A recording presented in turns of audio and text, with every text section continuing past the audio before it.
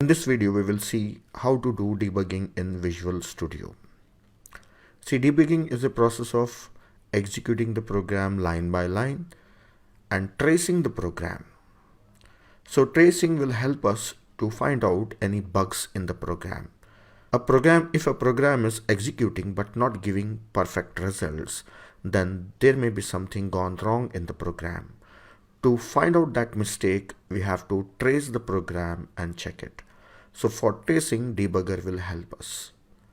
So how to do debugging we will see. Here you don't have to do any special settings for debugging. So it's very easy in Visual Studio. I'll show you how to do debugging. So already I have one program written here. This program is already available for finding the sum of all the elements in an array. So I have some array of elements and the program will find the addition of all these elements. So let us do debugging. So for debugging, you have to set some breakpoint in any statement in the program. So till the breakpoint, the program will execute normally and it will stop there. Then you can trace it line by line. So I'll put a breakpoint on the first line itself, first instruction itself. So the method of putting a breakpoint is on the left hand side, that is before the line number. In this gray area, just click. So it will insert a breakpoint, and if you want to remove, just click it again, it will be gone. So it is just like toggling on and off. So just click it once, that's it, we got a breakpoint. You can have more than one breakpoints also in the program. So if the program is very lengthy, you may require that, so you can have multiple breakpoints. So here I have first statement as a breakpoint. Now let us run. Go to debug and say start debugging. So for that you can press F5 also. So just click on this one. It is on the first line. Yes, it is ready. So you can see that till this line, some variable is declared, but the line is not yet executed. So here is a watch window.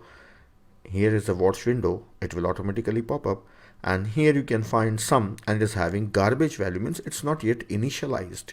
So this variable, this line is about to be executed, right? So if I take the cursor also, it is showing that the value in sum is some garbage value.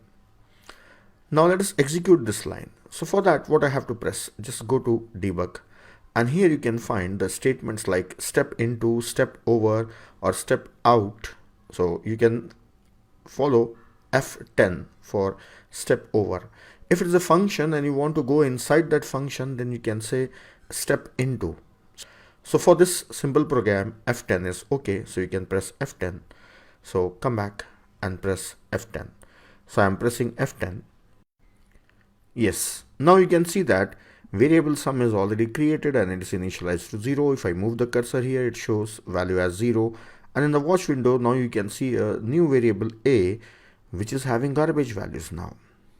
Right? It's not yet initialized because this line is about to be executed. It's not yet executed. If I press F10 again, then now you can see that this A is initialized with these values. So here in the watch window, you can see 2, 4, 6, 7, 9. All these values are there in an array.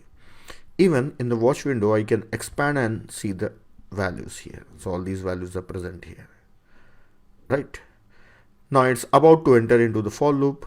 So you have to observe this watch window, how the value of X is taking these elements from A and they are getting added to sum. So the values are 2, 4, 6, 7, 9. So I'll be keep on pressing F10.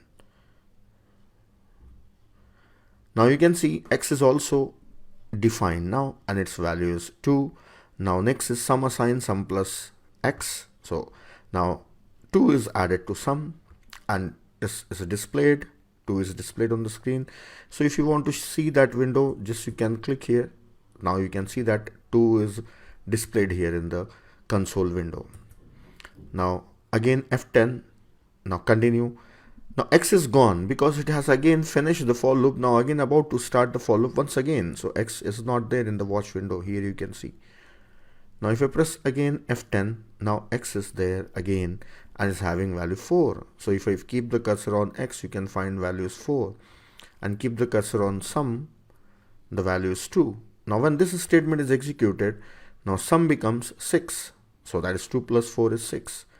Now it will print 4 also, then again next value is taken, x becomes 6 and sum becomes 12, x becomes 7 and sum becomes 19, then x becomes 9 and sum becomes 28, and that's all. It has came out of the loop this time.